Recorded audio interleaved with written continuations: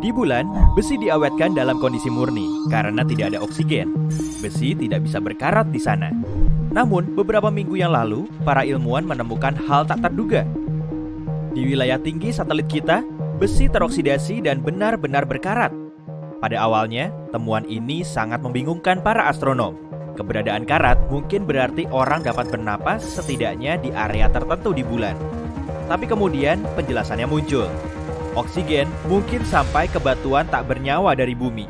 Dengan tidak adanya atmosfer, angin matahari selalu mengenai bulan dan tidak ada yang dapat menghentikannya. Kobaran ini dapat mengambil beberapa oksigen dari lapisan atas atmosfer bumi dan membawanya sampai ke bulan. Molekul kemudian berhenti di titik tertinggi permukaan bulan. Itu akan menjelaskan kenapa logam tidak teroksidasi di jurang dan terutama di bawah permukaan satelit. Selagi kita membahas topik ini, bulan telah lama diyakini terbentuk sebagai hasil dari benturan yang sangat besar dengan bumi. Benda langit seukuran Mars bisa saja mendekati bumi dan membuat sebagian keraknya pecah. Puing-puingnya kemudian membentuk bola rapat yang pada akhirnya menjadi bulan. Tapi ada satu pertanyaan yang mengganggu para ilmuwan. Kerak bumi tidak kaya akan logam. Jadi kenapa bulan memiliki begitu banyak logam di dalamnya? Penelitian terbaru pada dasarnya menangkis teori utama itu. Jadi, pada tahun 2020, kita tidak tahu apa-apa lagi tentang keberadaan tetangga terdekat kita. Namun, ada kabar dari luar angkasa yang lebih jauh. Para astronom dari MIT mencatat sinyal berulang dari jarak 500 juta tahun cahaya. Sinyal itu disebut Fast Radio Burst atau FRB dan biasanya merupakan peristiwa tunggal. Tidak ada yang tahu apa sumbernya. Tapi bisa jadi supernova atau semburan energi dari kuasar. Namun, sinyal yang berulang ini cukup menyeramkan karena teratur. Selama 4 hari, peralatan radio menangkap sinyal sepanjang waktu, lalu tiba-tiba berhenti. Tapi setelah 12 hari, pola yang sama dimulai. 4 hari sinyal radio konstan dan 12 hari lagi sunyi.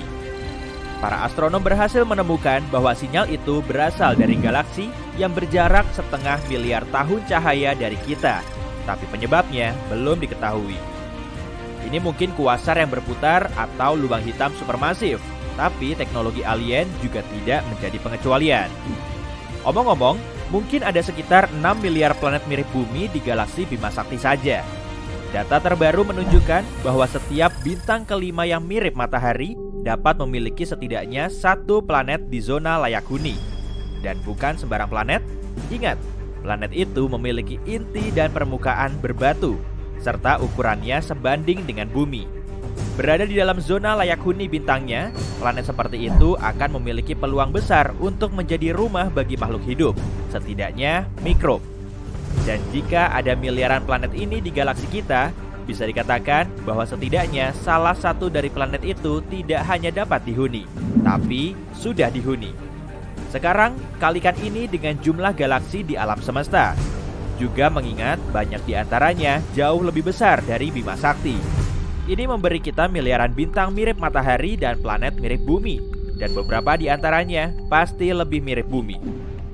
Salah satu planet semacam itu bisa saja lebih dekat dari yang kamu kira. Venus, saudari jahat bumi, mungkin menjadi rumah bagi kehidupan mikroskopis. Meskipun permukaannya sangat panas dan dibasahi hujan asam dari awan karbon dioksida, mungkin ada sesuatu yang hidup di atmosfernya. Para ilmuwan baru-baru ini menemukan jejak gas fosfina yang dapat dihasilkan mikroorganisme. Dalam jumlah yang sangat kecil, gas ini dapat muncul dari benda non-organik. Tapi teleskop menemukan gas ini dalam jumlah banyak.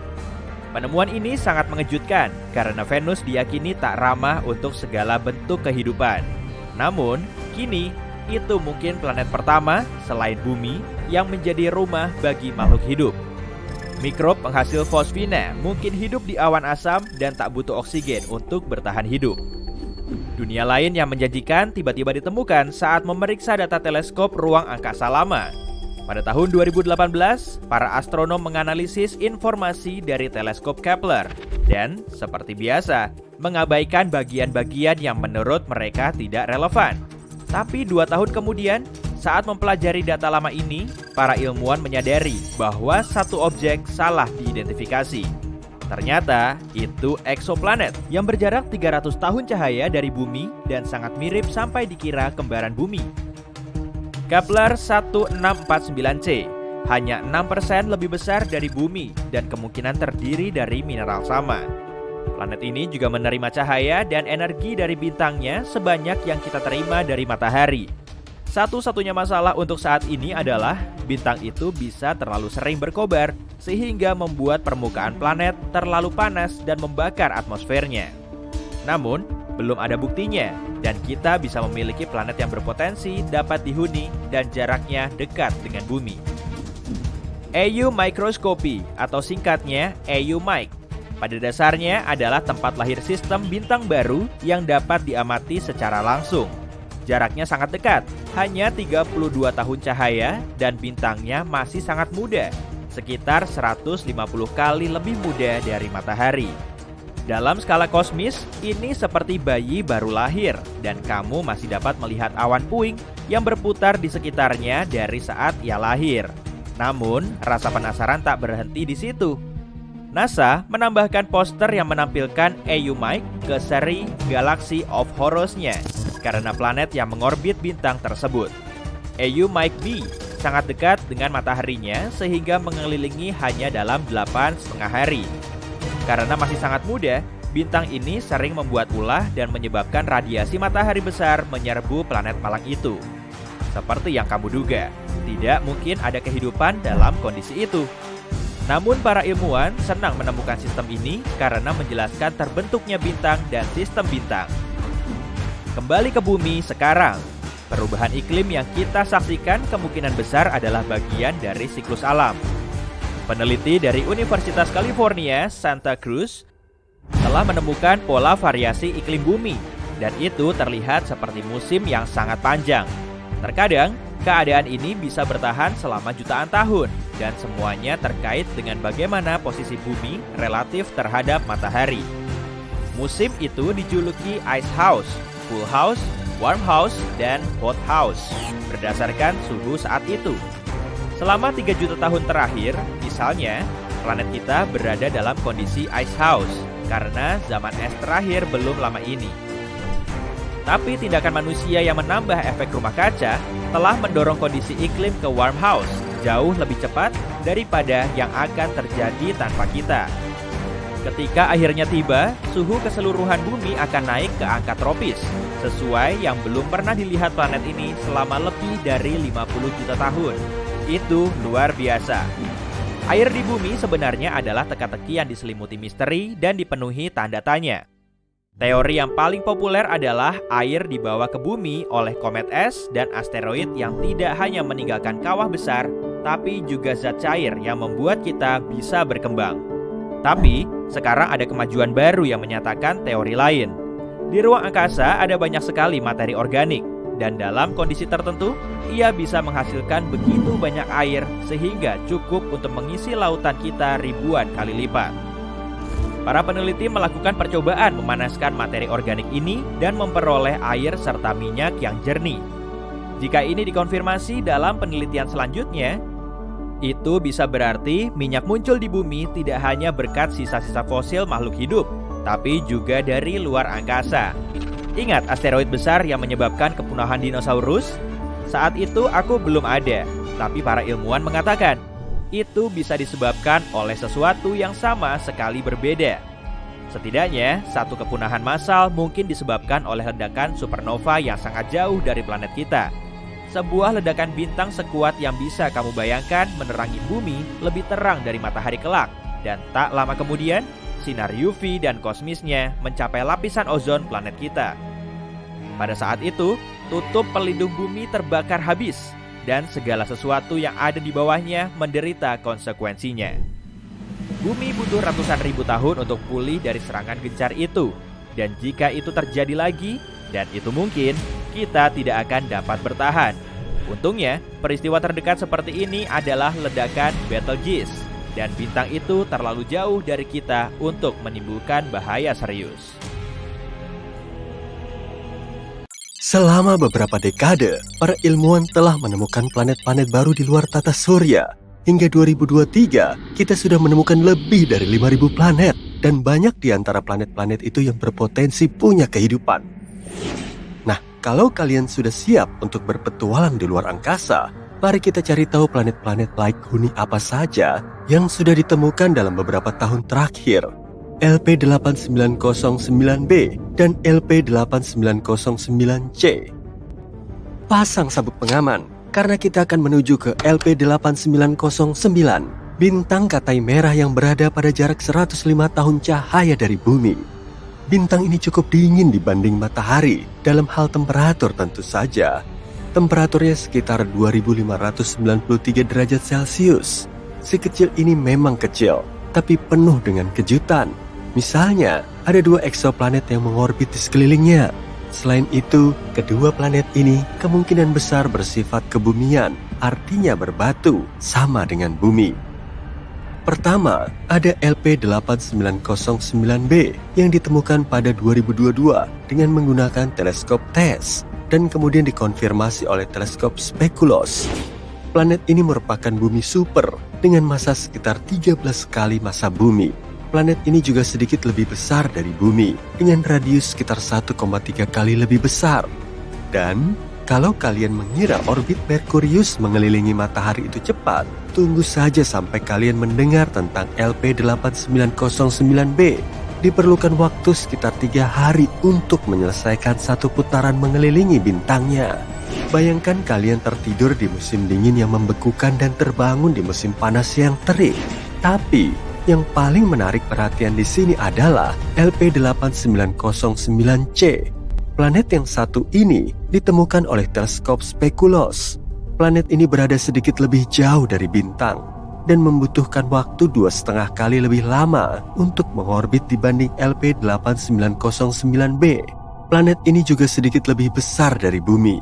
Tapi yang paling menarik dari planet ini adalah lokasinya yang berada di dalam zona Light Huni bintang. Artinya, planet ini berpotensi punya air dalam bentuk cair di permukaannya dan iklim yang cocok untuk kehidupan. Sekarang, planet ini menjadi kandidat utama untuk dipelajari atmosfernya dengan menggunakan teleskop antariksa James Webb. Tapi tunggu dulu, gak hanya hal-hal menyenangkan yang ada di LP8909c.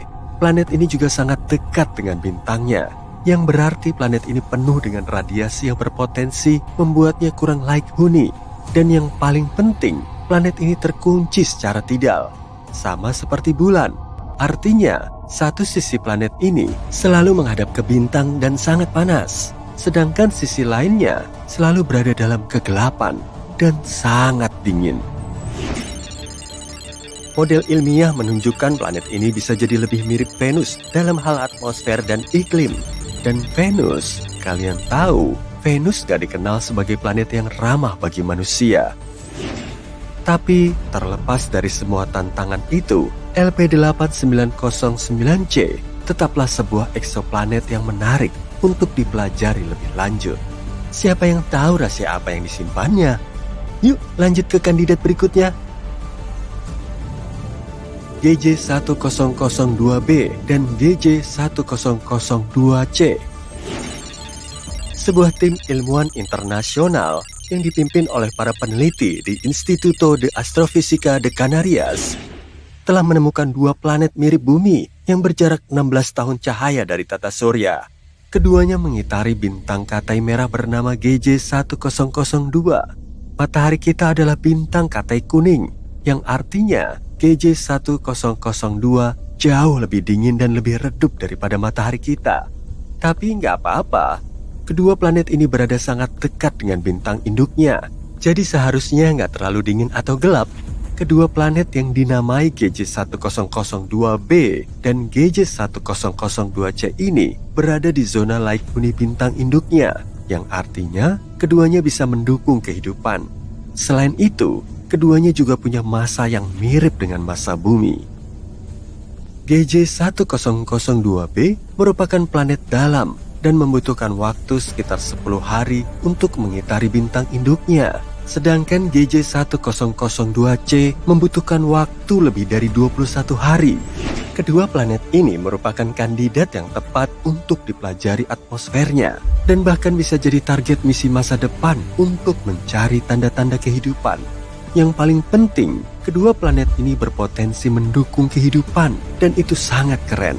Ditambah lagi, fakta bahwa kedua planet ini berada sangat dekat dengan kita, berarti kita mungkin bisa mengunjunginya suatu hari nanti. Ya, mungkin bukan kita, tapi siapa tahu kan?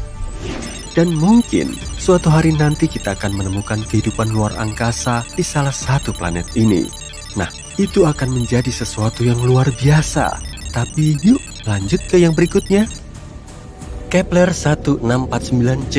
Kepler 1649c yang juga dikenal sebagai eksoplanet yang hilang ditemukan kembali pada 2022 oleh para ilmuwan dengan menggunakan data dari wahana antariksa Kepler milik NASA. Eksoplanet ini terletak sekitar 300 tahun cahaya dari bumi dan mengorbit bintang kecil yang dingin bernama Kepler 1649. Ukurannya hampir sama dengan bumi dan sama seperti planet-planet sebelumnya, planet ini berada di zona laik huni bintangnya. Awalnya, data tentang planet ini dibuang begitu saja.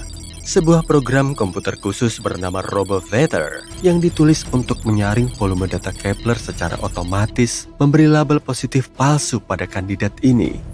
Dengan kata lain, program ini mengira kalau ada kesalahan atau gangguan.